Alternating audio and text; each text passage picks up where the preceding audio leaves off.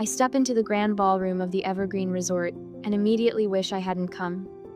Chandeliers drip crystal light across marble floors, and wealth whispers through the room in hushed tones of respect. Michael's hand finds the small of my back, steadying me with the gentle pressure of his palm. "Breathe," he whispers, his surgeon's eyes assessing me with clinical precision. "We earned our place here." Leo tugs at his bow tie, his 6-year-old patience already wearing thin. "Mom, this thing is trying to choke me." I kneel, adjusting the offending fabric with a smile. "Just for a little while, buddy. Remember our deal, good behavior now, swimming pool after." The reception crowd parts briefly, and my heart stops. A familiar profile catches my eye, the slight tilt of her head, the way she leans forward when she laughs. I haven't seen that gesture in 11 years, but my body remembers it instantly. The bride turns, champagne glass raised in a toast, and our eyes lock across the room. "Grace." "My sister." The champagne flute trembles slightly in my hand, the only outward sign of the earthquake happening inside me. I hadn't recognized the name Daniel Brooks in the invitation. I hadn't made the connection. I'd assumed Grace was still using our family name Collins. Her gasp cuts through the ambient conversation like a blade. Heads turn. The music continues, but a bubble of silence forms around us, stretching across the divide. Behind her, Mother's face drains of color, then flushes crimson. Father moves protectively toward Grace, his broad shoulders creating a barrier between us just as he's done all our lives. "What are you doing here?" Mother hisses, loud enough that nearby guests turn with curious eyes. The familiar shame rises in my throat. For a heartbeat, I'm 21 again, standing in the rain with a suitcase, homeless and alone. Michael steps forward, his voice firm but measured. "My wife is a guest. She's the CEO of MedNova. We were personally invited by the groom." The name MedNova ripples through the cluster of medical professionals nearby. I hear whispers, see recognition dawn in their eyes. "CEO?" A woman in a burgundy dress turns to her companion. "That's Amber Collins?" The rain soaks through my thin jacket as Father's words echo in my memory. "If you're too ungrateful to help at the clinic, don't come back." The slam of our front door punctuates his sentence, final as a judge's gavel. Now, I stand straight-backed in Valentino, the rain a distant memory. The scared girl is gone. In her place stands a woman who built something from nothing, who refused to disappear. Dr. Daniel Brooks approaches, confusion creasing his brow. His gaze darts between Grace's frozen face and my composed one. "You know the CEO of MedNova?" He directs this question to my parents, then turns to me with growing interest. "We've been trying to partner with them for months. Your patient monitoring system is revolutionizing post-surgical care." Grace attempts a smile, but it falters at the edges. Mother and father exchange glances loaded with panic. The whispers among the wedding guests grow louder, more insistent. I could make a scene. I could expose 11 years of lies. I could tell Daniel how they told everyone I'd failed out of college, how they'd painted me as irresponsible while pocketing my tuition money for Grace's benefit. The power is finally mine. Instead, I simply say, "Hello, Grace. Congratulations." The simplicity lands like a thunderclap. Grace flinches as if I'd shouted. Michael's hand returns to my back, a silent question. "Stay or go?" Leo looks up at me, innocent to the undercurrents swirling around us. "Mom, is that lady in the white dress your friend?" Daniel's gaze sharpens. He looks between Grace and me, his new bride and the stranger who clearly isn't a stranger. "Grace." His voice carries confusion and the first notes of suspicion. "I thought you said your sister was." His voice trails off, the unfinished sentence hanging between us. Grace's eyes dart frantically between her new husband and her parents. For the first time in my life, I watch her struggle for words. Have you ever walked into a room and immediately regretted it? The smart move would be to grab my family and quietly slip away. Let Grace have her perfect day. Let sleeping dogs lie. But sometimes regret is just fear wearing a mask. And I stopped being afraid a long time ago. "And this is my wife, Grace," Daniel beams, his arms sliding around her waist. Stanford graduate and the brilliant mind managing her family's medical practice back in Vermont. I stand 10 feet away, my champagne untouched, watching my sister nod demurely as she's introduced to a cluster of doctors. Her pearl earrings catch the light when she tilts her head, a gesture I recognize from childhood or tell when she's about to stretch the truth. The Collins Clinic has been serving our community for 30 years, she says, voice pitched perfectly between pride and humility. We specialize in family medicine with some geriatric care. Michael touches my elbow, drawing my attention to the conversation unfolding beside us. A silver-haired woman in an elegant pantsuit studies my name badge. Mednova? Her eyes widen. You're Amber Collins? Your presentation at last month's medical summit was brilliant. The patient monitoring system you've developed is changing post-surgical recovery protocols across 3 states now. 4, actually, I smile. We just finalized implementation with Northwestern's hospital network. Across the room, Grace fumbles through a response about platelet therapy trends. The doctor questioning her exchanges a subtle glance with his colleague. I thought Stanford's medical program had shifted away from that approach 3 years ago, he says, brow furrowed. Grace's laugh floats a pitch too high. Well, you know how these academic debates go. Some professors hold on to traditional methodologies longer than others. Daniel's expression shifts almost imperceptibly, tightening around the eyes, a slight withdrawal of his arm from her waist. He's noticing the discrepancy. Amber. The voice behind me belongs to my father. 11 years older, but unmistakable the same commanding tone that once sent me scurrying to answer phones at the clinic after school while Grace practiced piano. You need to leave, he says, positioning himself between me and the rest of the room. You're ruining Grace's day. Michael stiffens beside me, but I place a steadying hand on his arm. I was invited by Daniel, I reply, my voice low but firm. Perhaps you should explain why that upsets you. Father's face reddens. The expensive suit he wears can't disguise the man beneath a small-town doctor whose authority stops at the borders of his own practice. Don't play innocent. You showing up like this flaunting your whatever company you claim to run. Mednova is hardly a claim, Dennis. Michael steps forward, every inch the Harvard-trained surgeon. The medical technology conference in Boston last month featured your daughter as the keynote speaker. Her monitoring systems are in 27 hospitals nationwide. A nearby guest turns at this, clearly recognizing the company name. Across the room, my mother hovers near Grace, desperately trying to steer Daniel's colleagues away from my direction, her hands fluttering like panicked birds. Too late. The connections are already forming throughout the room, medical professionals recognizing my name, making associations. Leo tugs at my hand. Mom, can I have some cake now? You promised. In a minute, sweetheart. Leo looks past me, eyes fixed on Grace. Is that lady your sister? Does she go to Stanford like you did? Dennis's face drains of color. Before he can respond, Leo continues innocently.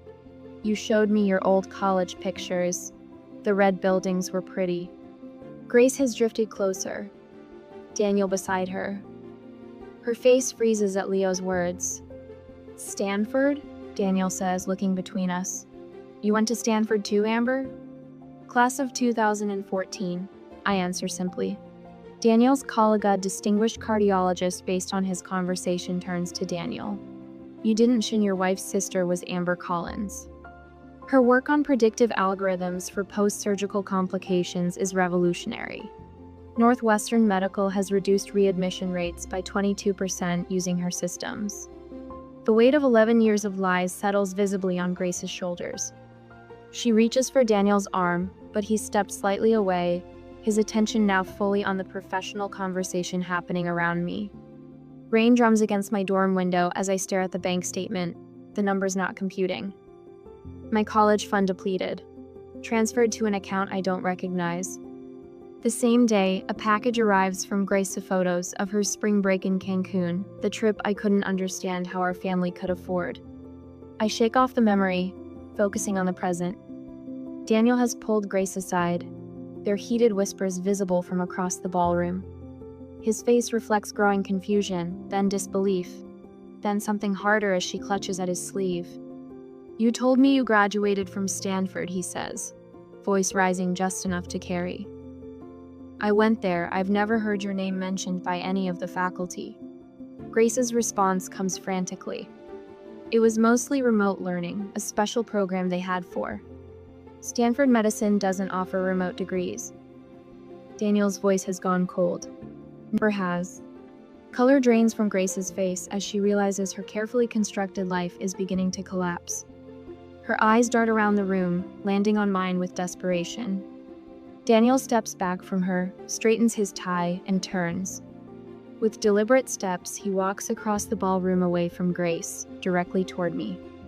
Behind him, Grace's pleading eyes follow, a drowning woman watching her last lifeline walk away. Daniel guides me away from the crowd with a gentle hand on my elbow. His fingers tremble slightly against my skin, the only indication that the poised doctor is rattled. "Let's find somewhere quieter," he says, his voice steady, but his eyes darting back to where Grace stands with my parents, their heads bent together in urgent conversation. We settle in a small alcove at the edge of the ballroom. 2 plush chairs, a small table between us. The muted lighting casts shadows across his face, highlighting the sharp angles of confusion etched there. "I apologize for the awkwardness," he begins, straightening his bow tie. His words trail off, uncertain how to frame the chasm of questions between us. "You didn't know Grace had a sister." I finish for him, keeping my voice neutral. Daniel's eyes widen. "She mentioned a sister once, but said you dropped out of college after a semester, that you couldn't handle the pressure and disappeared." The old wound throbs, but I don't flinch. Years of boardroom negotiations have taught me to keep my face composed even when bleeding internally. "I graduated summa cum laude," I say simply, "while working 3 jobs. 3 jobs? His brow furrows. Mornings at a coffee shop, evenings at the hospital reception desk, weekends at a call center. The memories flood back the bone. Deep exhaustion, falling asleep over textbooks, the relentless push forward. I put myself through school part-time. No family support. Each word lands like a stone between us, ripples spreading outward. Daniel's expression shifts from confusion to calculation, the surgeon's analytical mind reassessing everything he thought he knew. "Stanford?" he asks, naming his alma mater. I shake my head. "Community college first, then State University. I couldn't afford Stanford after I discovered my college fund had been." I pause, choosing my words carefully. "Reallocated. To Grace's education," he concludes, the pieces clicking into place. The ballroom around us blurs as memories surface sleeping on Sarah's lumpy couch for 6 months, showering at the YWCA when Jamie's boyfriend kicked me out, eating ramen for weeks straight to save for textbooks. The humiliation of asking professors for extensions because I couldn't stay awake after triple shifts. The hospital where I worked reception, I continue. That's where I met Michael. He was a resident then. I remember that night clearly hunched over healthcare administration textbooks during my dinner break, exhaustion pulling at my eyelids. Michael stopping at my desk, curious about the complex diagrams I'd sketched in the margins. "You understand Kellerman's patient flow theory?" he'd asked, surprised. "It's flawed," I'd replied without looking up. "The bottleneck isn't intake, it's documentation requirements between departments." He'd pulled up a chair, and we'd talked until my break ended. The next day, he brought coffee and questions about my ideas for streamlining patient monitoring. Within months, we were developing the prototype that would become MedNova's cornerstone product. Daniel leans forward. "And MedNova? Grace mentioned you worked some office job." I can't help the small smile that touches my lips. "We started in our apartment 7 years ago. Last quarter's revenue was just under $400 million. Across the room, I spot my parents flanking Grace like sentinels. Dennis paces small circles, his face flushed with anger, while Margaret clutches Grace's arm, her knuckles white with tension. They cast frantic glances our way, whispering urgently. They're going to try to separate us soon, I say calmly. Daniel follows my gaze. They appear concerned. Michael approaches us, phone discreetly positioned at his side. I recognize his strategy documenting behavior while appearing casual. A protective measure we've learned after years of navigating hostile business environments. Everything all right here? He asks, his surgeon's eyes performing a quick assessment of my well-being. Just catching up, I reply, gratitude warming my chest. The man standing beside me, steady, brilliant, can seize me as I am, not as my family's convenient narrative. On cue, Margaret bustles toward us, her voice pitched to Carrie. Daniel, there's someone from Boston General dying to meet you. Her eyes slide past me as if I'm invisible. A familiar sensation. Daniel stands his ground. In a moment, Margaret, Amber and I are having an important conversation. My mother's smile stiffens. Always the attention seeker, our Amber. She turns to the nearest cluster of guests. She's always been jealous of her sister's accomplishments. The statement hangs in the air like smoke, acrid and choking. Several guests shift uncomfortably, eyes darting between us. I remain seated, back straight, face composed. Michael's hand rests on my shoulder, a silent anchor.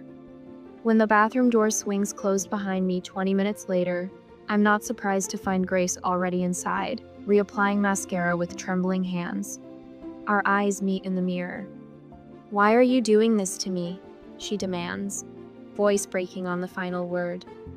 I wash my hands slowly, deliberately. Doing what, exactly? Ruining my wedding, making Daniel question everything. Tears streak her carefully applied makeup. I'm not doing anything, I reply softly. I'm simply existing. Grace slams her mascara wand onto the marble counter. You were supposed to stay gone. For the first time, I see the fear behind her anger, the terror of a house of cards beginning to collapse. They told everyone you were a dropout, she continues, words tumbling out like a confession. That you couldn't handle responsibility, that you were… And yet here I am, I interrupt, handling quite a lot. When I emerge from the bathroom, my composure is intact. I return to Michael's side, to the warmth of his hand finding mine. Grace follows minutes later, makeup freshly applied, but something essential has shattered behind her eyes. I notice it immediately, the subtle shift in the room. Wedding guests gradually drifting toward us, drawn by genuine curiosity. A neurosurgeon discussing patient monitoring innovations with Michael. A hospital administrator slipping me her card. Your post-operative monitoring system reduced our complication rates by 30%, she tells me. We'd love to explore expanding its implementation. Daniel stands at my elbow, attentive to the conversation, asking insightful questions about MedNova's technology. His new bride hovers at the periphery, unmoored.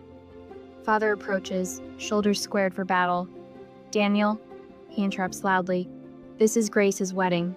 Let's focus on her accomplishments. The silence that follows fills the room like water, drowning everything else. All eyes flick between Daniel and Dennis, then to Grace, whose smile stretches thin across her face. No one speaks. No one needs to. Sometimes silence holds more truth than any words could express. I hand my half-empty champagne flute to a passing server and check my watch. We've stayed long enough. Michael catches my eye across the room where he's extricating himself from a conversation with an enthusiastic orthopedic surgeon. His slight nod confirms we're on the same wavelength, as always. Are we leaving now? Leo tugs at my hand, hope brightening his eyes. Swimming pool time? Yes, buddy, just one more thing. I pull a small cream-colored envelope from my clutch. Inside rests a certificate for MedNova stock, not life-changing money, but enough to make a statement. This is who I am now, not the desperate girl they threw away.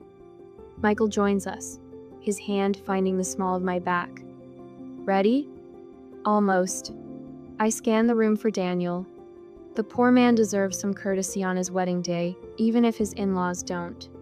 We find him near the bar, watching Grace with an expression I recognize too well, the first hints of doubt creeping into what should be certainty. My sister works the room with practiced charm, but now I notice how she flinches slightly when medical terms enter the conversation, how quickly she redirects. We're heading out, I tell Daniel, offering the envelope. Congratulations again. He takes it with genuine warmth. Thank you for coming, especially considering. His eyes drift toward my parents, who hover nearby like vultures circling wounded prey. I appreciate the invitation. I mean it. Closing this chapter matters more than I realized. Daniel leans closer, voice dropping. I'd like to visit Mednova sometime. Professionally. Our eyes meet, understanding passing between us without words. He knows. Maybe not everything, but my assistant will set it up. I offer my business card, aware of Grace watching us, her smile cracking at the edges like old porcelain. Mother glides toward us, social armor firmly in place. Amber was always so driven, she tells a nearby guest with calculated lightness. Of course, she had advantages we couldn't provide Grace. The blatant reversal of truth would have wounded me once. Now it's almost comical. What advantages were those, Mrs. Collins? Michael asks innocently. The 3 jobs while putting herself through night school, or sleeping on friends' couches after you took her tuition money? Mother's face hardens, but a cluster of Daniel's colleagues has drifted within earshot. She retreats a step, recalculating. Leo looks up at me, confusion clouding his face. Aren't those people your family, Mom? The question silences everyone within hearing distance. Simple, direct, unintentionally devastating. I kneel to his level. They're relatives, buddy. Family is different. Father chooses this moment to approach, puffing up his chest like he did when I was young and easily intimidated. You can't just waltz back into our lives and... I'm not interested in walking back into anything. My voice cuts through his bluster with quiet finality. I'm not here to expose you or reconcile with you. I built my own life, which is exactly what you forced me to do when you showed me the door. The image flashes unbidden. Rain soaking through my jacket, the weight of my suitcase, the terrifying freedom of having nothing left to lose. Behind me, Leo fidgets with his bow tie again. Michael rests his hand on our son's shoulder, steadying him the way he steadied me all those years ago when I thought I'd drown. Thank you, I tell my parents, causing them to blink in confusion. Thank you for not giving me a chance. You made me build my own. Mother's face contorts between rage and social preservation. For once, she finds no words. I take Leo's hand. Michael falls into step beside us as we make our exit unhurried, dignified, complete. No dramatic declarations, no tearful scenes, just the quiet power of walking away whole. Whispers follow us like gentle rain, but unlike that night 11 years ago, they don't touch me. I've built an umbrella of accomplishment that shields me from their storms. In the lobby, Leo breaks free and spins with childish delight. Pool time. 10 minutes to change, and I'll meet you there, Michael tells him, tousling his hair. As we cross toward the elevators, I catch our reflection in the polished marble Walla family of 3, solid and connected. Behind us, through the ballroom doors, I glimpse Daniel watching our departure, then turning back to his new bride with new questions in his eyes. Some weddings mark beginnings. This one marks an ending, the final release of expectations I never needed to fulfill, approval I no longer seek, and pain I refuse to carry forward. Leo punches the elevator button with enthusiastic determination. Up we go. Yes, up we go indeed. Sunlight angles through the floor-to-ceiling windows of my office, casting long shadows across the polished concrete floors. 1 month has passed since Grace's wedding, but the memory still lurks in corners of my mind like a half-forgotten dream. I scan the partnership proposal from Boston Memorial, a contract worth 8 figures sprawled across my desk. Mednova's patient monitoring system reduced post-surgical complications by 37% in their trial run. Numbers don't lie. Numbers don't play favorites. My assistant Meredith's voice crackles through the intercom. Dr. Daniel Brooks is here to see you. My pen stills against paper. I hadn't spoken to my sister's husband since that night. Sent him in. Daniel enters like a man carrying invisible weight. His shoulders curl forward, suit jacket wrinkled at the elbows. Dark circles shadow his eyes. Thank you for seeing me without an appointment. He stands awkwardly until I gesture toward the chair opposite my desk. Coffee? I offer. He shakes his head. I can't stay long. I wait. Experience has taught me the power of silence. I've consulted with a lawyer about annulment possibilities. The words tumble out like stones. Everything Grace told me was fabricated. She never attended Stanford. She never managed your parents' clinic. She's the receptionist. I absorbed this without surprise. The lies were always there, waiting for someone to notice. I'm sorry to hear that, I say, and mean it. Your parents made her the face of their practice while they... His voice trails off as he runs a hand through disheveled hair. The billing practices at their clinic, they've been charging Medicare for procedures never performed, using outdated codes deliberately. Grace helped them do it. The revelation lands like a slap, not because it's shocking, but because it confirms suspicions I buried years ago. I didn't mean to drag you back into this, Daniel continues. But when I started investigating Grace's background, I found patterns, discrepancies. Your name kept appearing in old clinic records, then vanishing completely 11 years ago. The skyline beyond my window shimmers in summer heat. I built this view from nothing, while they built their lives on fabrications. They used my college fund for Grace, I say simply. When I confronted them, they told me I wasn't Stanford material anyway. Daniel winces. The irony is, I never wanted to be a doctor. I wanted to improve medical systems, make them more efficient, more accurate. You've done that, Daniel says, glancing around my office. MedNova is transforming post-surgical care across the country. A silence stretches between us, comfortable in its honesty. The clinic is being investigated, he finally says. I submitted anonymous information to the proper authorities after discovering the extent of the fraud. They've been doing this for nearly 15 years. 15 years. Beginning right around the time I left for college. My phone buzzes with a text from Michael. Picking up Leo early, zoo day. Join us? A warmth spreads through my chest. This is my real family now. What will you do? I ask Daniel. He straightens his shoulders. File for annulment, cooperate with investigators, start over. He hesitates. I came to apologize for my unwitting role in reconnecting you with your past. And to ask, do you plan to get involved in the investigation? The question hangs between us, heavy with implication. I could destroy them completely. One phone call from the CEO of MedNova to the Medicare fraud investigators would accelerate everything. No, I say finally. I built my life separate from theirs. I intend to keep it that way. Relief washes across his face. Thank you for seeing me. After Daniel leaves, I stand at my window, watching traffic flow 40 stories below. My phone vibrates with a voicemail notification. Grace's number, the 3rd this week. Michael calls as I'm gathering my things to meet them at the zoo. You sound tired, he says. Daniel Brooks came to see me. The family clinic is under investigation for Medicare fraud. A pause. Are you okay? Yes. The answer surprises me with its truth. Are you going to get involved? I watch a red-tailed hawk circle the skyscrapers, riding thermals with effortless grace. I was thinking about what you said last week, about how my success is already their greatest punishment. I stand by that, Michael says, but it's your choice. My computer chimes with an incoming email. An attorney representing the Medicare Fraud Investigation Division, requesting information about my time at Collins Family Practice.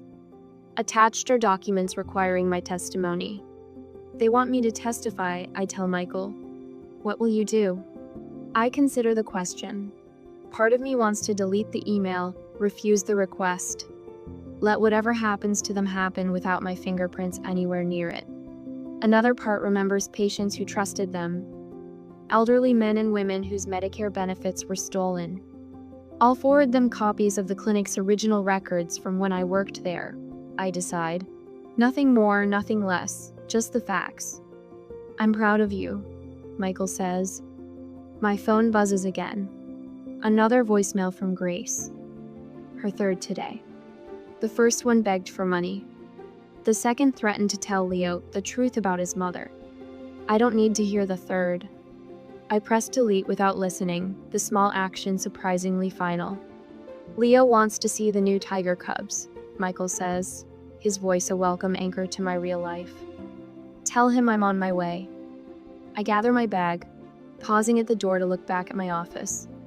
The Boston Memorial contract waits on my desk, another hospital ready to implement the system I built from nothing but determination and long nights. I close the door behind me, leaving Grace's voicemail in digital oblivion where it belongs. Some debts can never be repaid. Some wounds never fully heal. But I've learned that moving forward doesn't require forgiveness. Sometimes it just requires letting go. The purple coneflowers bend towards sunlight. I pinch back another spent bloom, adding it to the collection in my palm. 6 months have passed since the wedding. 6 months of breathing easier, like finally stepping out of shoes that never quite fit. Leo races between the raised beds, his Batman cape fluttering behind him. Mom, can I water the tomatoes? Start with the peppers, I tell him, pointing to the drooping leaves. They're thirsty today. He grabs his small watering can, tongue poking out the corner of his mouth as he concentrates on not spilling. The mid-May sun warms my shoulders through my t-shirt, no designer labels here, just comfort in my own space.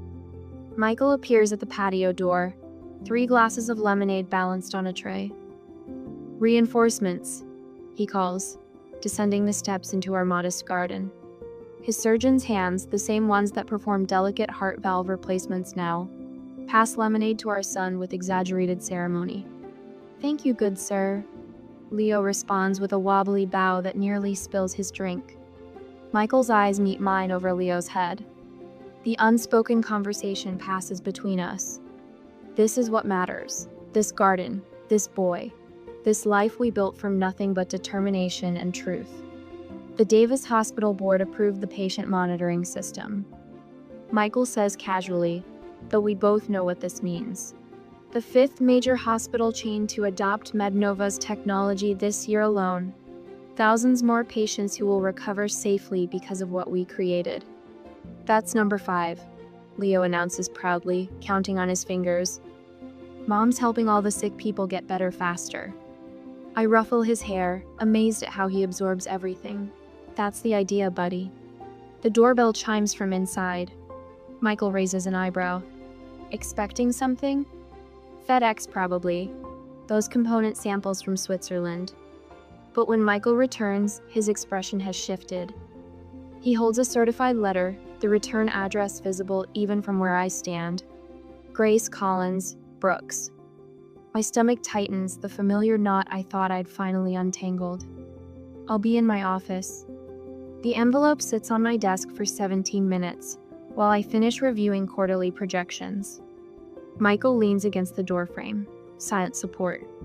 When I finally slit it open, a single sheet of cream-colored stationery slides out, covered in Grace's careful handwriting. Amber, the clinic closed last month. Not because of anything you did, because of everything Mom and Dad did.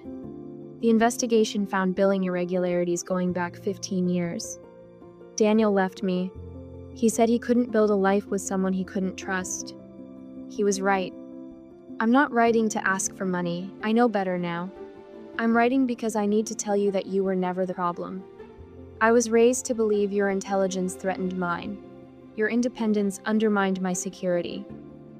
I believed them when they said cutting you off necessary. I was wrong, they were wrong, and I'm sorry. Grace. Michael doesn't ask what it says. He waits until I fold the letter and place it back in its envelope. What will you do? He asks.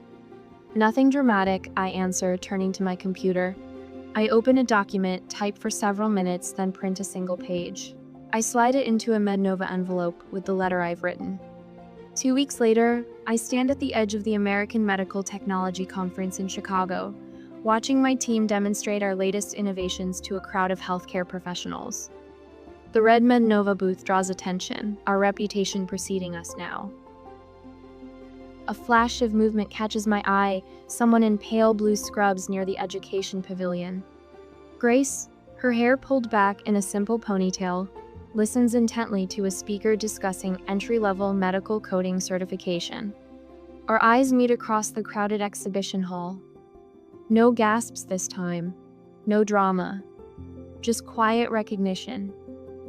She holds the Mednova internship application I sent her, clutched like a lifeline. I offer a small nod, not forgiveness exactly, but acknowledgement. She returns it, eyes bright with something that might be determination. We don't approach each other. Some relationships are completed, not continued. That evening, I finalized the paperwork for the Collins first-generation medical scholarship. Not named for my parents, but reclaiming my birth name for something better. 20 students without family support will receive full tuition and mentorship next fall. Back home, I kneel in our garden again, digging small holes for new seedlings. Leo helps, his small hands patting soil around tender roots. Some plants don't grow well next to others, I explain, showing him how to space the seedlings. They need their own space to thrive. Like people? He asks, surprisingly perceptive. Smart boy, I whisper, kissing his forehead. Yes, like people. The sun slants golden across our yard. Through the kitchen window, I see Michael preparing dinner, moving easily through the space we've created together. I press another seed into the dark earth, covering it gently. Some roots you're given, others you get to choose.